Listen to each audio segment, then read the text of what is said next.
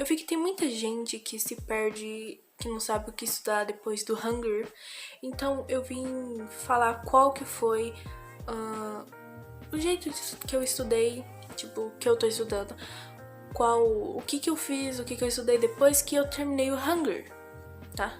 Lembrando que eu não sei uma regra certa de como estudar coreano. O que fazer depois de quando você começa a estudar gramática. Então, eu vou só mostrar o que eu fiz, como é que eu estudei aqui pra vocês, tá bom? Se você tá começando a estudar, você tem que começar pelo Hangul. Se você sabe o Hangul todo, você vai passar pelo patim. Você sabe todo o patim simples, o patim duplo. O que você vai fazer? Você vai estudar a regra de pronúncia. Depois que você estudou a regra de pronúncia, você sabe o alfabeto de cabo a rabo, o que você vai fazer? Você vai estudar as expressões úteis, as expressões mais úteis e como se apresentar. Isso foi o que eu fiz. Você vai, por exemplo, aprender como é que fala olá, como é que pede desculpas, como é que agradece, como que chama alguém. Você também vai aprender como se apresentar, tipo falar seu nome, de onde você veio, de que país você é, então é isso aí. Depois, eu fui para as formalidades. Em português, a gente tem formalidade, a gente fala senhor, senhora, então no coreano tem um jeito diferente de frases, as terminações variadas, que pra mostrar que é formal, que é informal.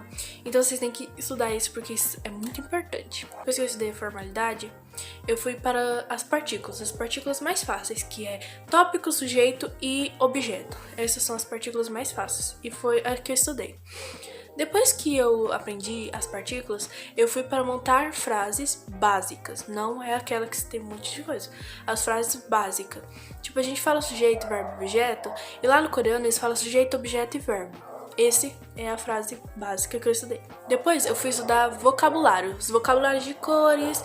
Eu fui estudar os vocabulários mais básicos, animais. Esses vocabulários. E eu aprendi um pouquinho sobre os animais, um pouquinho sobre as cores.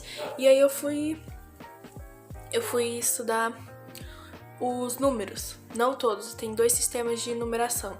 Eu fui estudar os números coreanos nativos. Depois que eu estudei os números, eu fui pra gramática. Eu aprendi ter, não ter, querer, o verbo radar, que é fazer. Isso daí foi o que eu aprendi depois. Mas sempre no vocabulário. Palavras soltas também eu aprendi muito. Tem que ter muito vocabulário. Vocês esquecem de estudar com vocabulário. É uma coisa muito importante, vocabulário. Aí depois eu fui para as partículas de lugar. E depois, agora eu tô estudando muitas frases pra viagem. Tipo, no avião, vocabulários de viagem, vocabulários do que vai usar no aeroporto. Então eu tô estudando muito isso. Se eu for citar tudo aqui, tem que, passo a passo, vai ser muita coisa. Muita coisa. Porque tem os países, tem como conjugar os verbos no tempo passado, presente e futuro. Então é muita coisa. Muita coisa pra mim falar em vídeo. Então, o que eu usei necessariamente foi isso. Aí depois eu fui vendo algumas coisas que eu não vi, algumas gramáticas mais complexas. Também tem os pronomes. Tem os vocabulários de família, tem os vocabulários de viagem, que é o que eu necessariamente estou estudando muito agora. Então, sempre, sabe, aprendendo novas frases, aprendendo novos vocabulários. Tipo, separa um dia que você vai aprender. Um dia eu vou aprender um vocabulário de viagem. Aí nesse dia você aprende só coisas de viagem. E depois você revisa. Tem que revisar muito. Revisa muito e aprende muito vocabulário. Muito. Então foi essa ordem que eu segui nos meus estudos. Tá bom? Então só isso que eu queria falar mesmo.